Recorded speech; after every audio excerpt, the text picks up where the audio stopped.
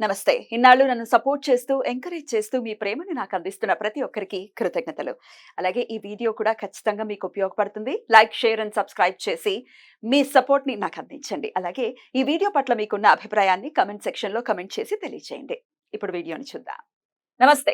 Welcome to our channel. నేను పద్మిని. ప్రస్తుతం పాటు ప్రముఖ ఆధ్యాత్మికవేత్త, ఆస్ట్రో న్యూమరాలజిస్ట్, వేదిక్ వాస్తు స్పెషలిస్ట్, శ్రీ విద్య మరియు హనుమత్ ఉపాసకులు బ్రహ్మశ్రీ డాక్టర్ సిస్లా జయశంకర్ గారు మనతో పాటు ఉన్నారు. మాట్లాడదాం. సార్ నమస్తే సార్.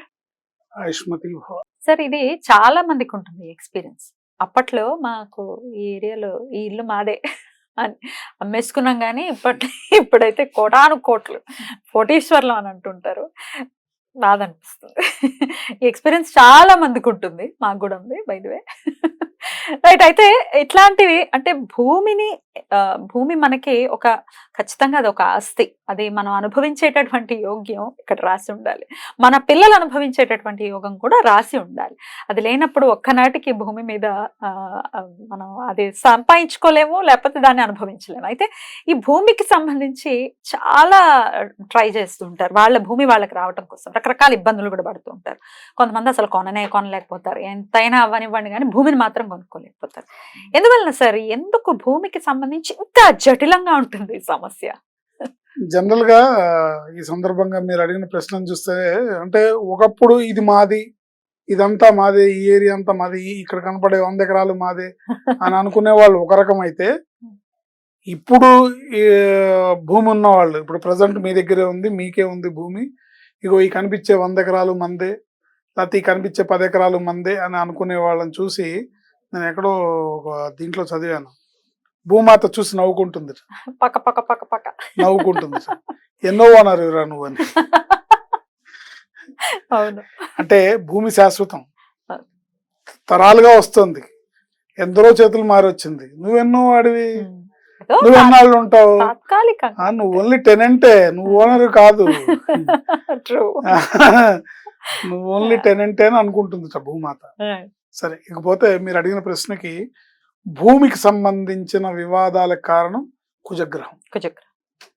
ఏంటి, ఆ స్వామి అనుగ్రహం లేకపోతే భూములు ఇళ్ళు సంపాదించలేరు. ఆయన భాగ్యంలో ఉంటేనే, ఆయన భాగ్యాధిపతి అయితేనే వాళ్ళకి ఆ భూమి, ఆస్తులు, డబ్బు, ధనం అన్ని నిల్వలో ఉండటం. కానీ అంటే 100 ఎకరాల భూములు, 1000 కోట్ల రూపాయల డబ్బులు, ఆస్తులు ఇవన్నీ ఎప్పుడు వస్తాయంటే ఆయన అనుగ్రహం ఉంటేనే వస్తాయి. అయితే మరి అనుగ్రహం అందరికీ కావాలి. అందరికి ఉందా లేదా అనేది పక్కన పెడితే, కావాల్సింది మటుకు చేతులు ఎత్తంటే అందరి చేతులు అందరికీ కావాలి కదా. సో అందుకు తగిన ప్రయత్నం కూడా చేయాలి మనం. ఒకవేళ మనం సొంత ఇల్లు ఎప్పటి నుంచో కట్టుకోవాలనుకుంటున్నాం, కట్టుకోలేకపోతున్నాం, సొంతంగా చిన్న స్థలం అన్నా కొనుక్కుందాం అనుకుంటున్నాం, కొనుక్కోలేకపోతున్నాం, నానాటికి రేట్లు పెరిగిపోతున్నాయి.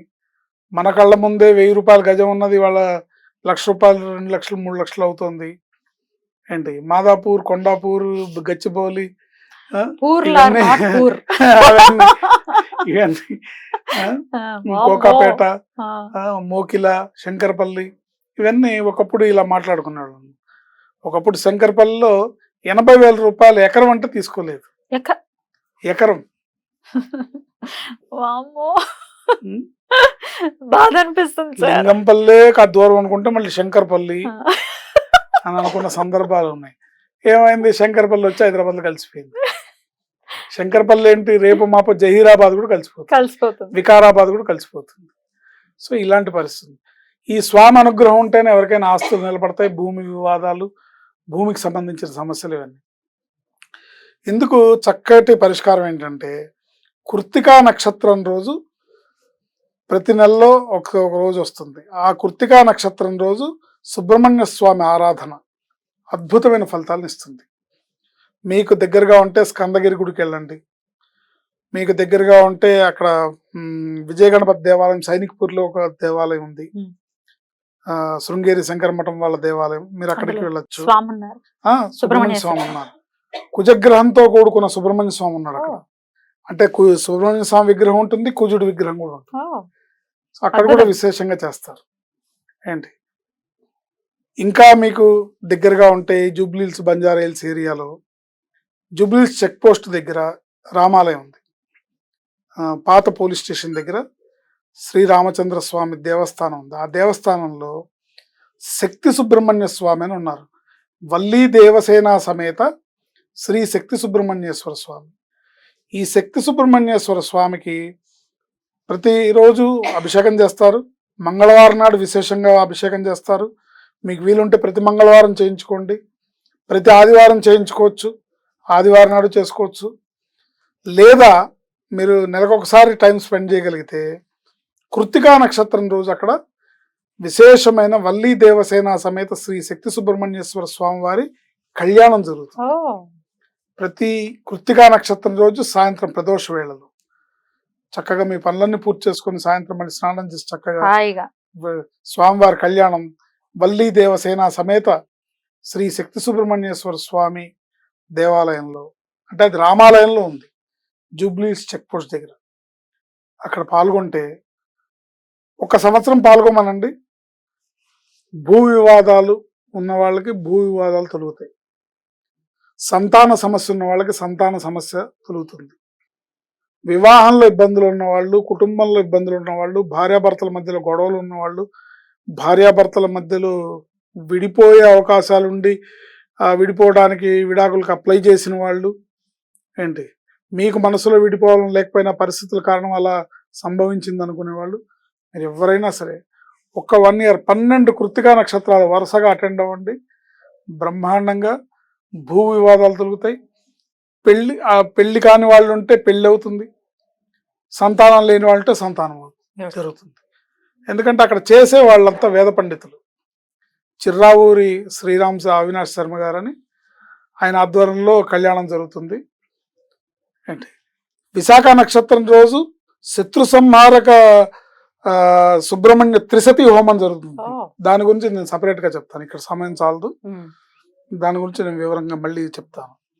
కళ్యాణం కృత్తికా నక్షత్రం రోజు కళ్యాణంకి అటెండ్ అవుతే తప్పకుండా వివాహం కావాల్సిన వాళ్ళు ఎవరన్నా ఉంటే 2 ఎర్రటి చీరలు అమ్మవార్లిద్దరికి, వల్లికి దేవసేనకి, స్వామివారికి ఎర్రటి వస్త్రాలు, ఎర్రటి పళ్ళు, అమ్మవార్లిద్దరికి ఎర్రటి గాజులు, ఏంటి ఎర్రటి జాకెట్ బట్టలు, ఎర్రటి పూలు తీసుకొని సమర్పించి మీ అబ్బాయి పెళ్ళవపోయినా మీ అమ్మాయి పెళ్ళవపోయినా మీరు అక్కడ దండం పెట్టుకొని ఈ స్వామివారికి సమర్పించి ఈ కళ్యాణంలో 12 కళ్యాణాలు 12 కృత్తికలకి ఒక సంవత్సరంలో అటెండ్ అవుతే తప్పకుండా మీరు అనుకున్నది ఏదైనా జరుగుతుంది.